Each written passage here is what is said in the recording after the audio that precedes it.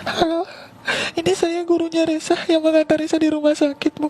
Resa di rumah sakit, Bu, belum sadar, sudah ditangani dokter. Kebetulan dokter yang menangani mau bicara sama Ibu. Dokter, ini orang tuanya Resa, Dok.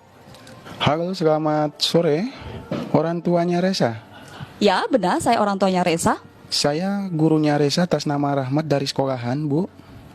Mau sampein, Bu, Resa di sekolah jatuh terpleset di tangga, mengalami pendarahan di kepala belakang, pingsan gak sadar, Bu. Benarkah? Benar sekali, itu Resanya langsung dilarikan ke rumah sakit sama gurunya atas nama Budian. Untuk informasi lebih lanjut, untuk mengenai rumah sakit dan kondisi terakhirnya, silakan dihubungi langsung Ibu Dian yang berangkat tadi mengantar Resa ke rumah sakit, Bu, ya.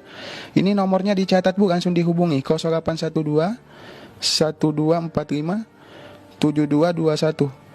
Langsung dihubungi, Bu, ya, karena itu ditungguin hubungannya, Bu, biar ke rumah sakit juga mendampingi Resa. Terima kasih, selamat sore. Setelah orang tua mendengar telepon tadi, tentunya akan melakukan atau akan mengalami kepanikan. Kemudian akan menelpon kembali nomor yang telah diutarakan oleh para pelaku untuk melakukan konfirmasi. Dan pelaku tersebut akan mengubah perannya menjadi pegawai rumah sakit. Seperti apa, Mas? Jadi gurunya.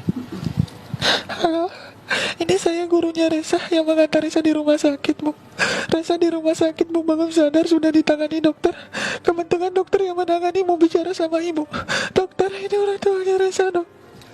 Dan setelah melakukan konfirmasi kepada gurunya tersebut, pelaku akan berpura-pura meminta uang untuk melakukan pembayaran di rumah sakit. Dan uang tersebut setiap kali melakukan penipuan berkisar antara berapa sih? 17.700.000. Ini sudah melakukan aksi ini sejak tahun 2009. Lalu data-data orang tua ini didapatkan dari mana? Dari sekolah. Awalnya kita telepon sekolah untuk meminta data pribadi siswa, berikut nomor telepon orang tuanya. Begitu aja.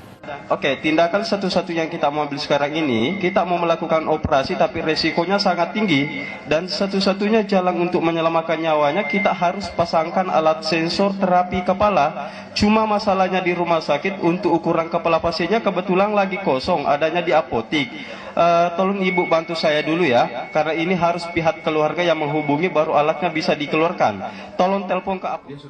Penipu satu berpura-pura sebagai dokter di rumah sakit dan meminta alat medis. Jika korban terpedaya, penipu dua melanjutkan aksinya dengan meminta uang melalui transfer bank. Iya, atas nama Farmasi Jaya dalam kurung Joko, ya betul. Iya. Iya, nanti kan dikonfirmasi kalau sudah dibayar Pak, supaya langsung kita antar, Pak. Pelajaran dipetik, berhati-hati jika mendapat telepon semacam tadi. Bisa jadi niatnya jahat. Polisi baru saja menangkap 11 pelaku penipuan dengan berbagai macam modus. Bahwa pelaku ini mencoba menghubungi, nanti kami akan sampaikan detailnya. Jadi menghubungi orang tua murid bahwa anak tersebut kecelakaan di sekolah, patah, luka, sobek saraf, dan lain-lain, sehingga harus dilakukan operasi. Ada yang berperan sebagai guru, ada berperan sebagai dokter rumah sakit, ada yang berperan sebagai anak korban yang nangis-nangis, ada yang berperan membuka rekening, ada yang berperan mengambil hasil kejahatan itu. Jadi komplit. Lalu dari mana para pelaku mendapat data dan nomor telepon para korban? Mereka mengatasnamakan diri mereka ini orang yang bekerja di Dinas Pendidikan, sehingga menghubungi pihak sekolah untuk meminta data murid dan wali murid, alamat rumah beserta nomor telepon rumah dan handphone. Dari situlah mereka random menghubungi para orang tua korban. Jaringan penipu yang berasal dari Sidrap dan Makassar ini telah beraksi sejak tahun 2011 di sejumlah daerah dan merampok uang hingga jutaan rupiah per korbannya.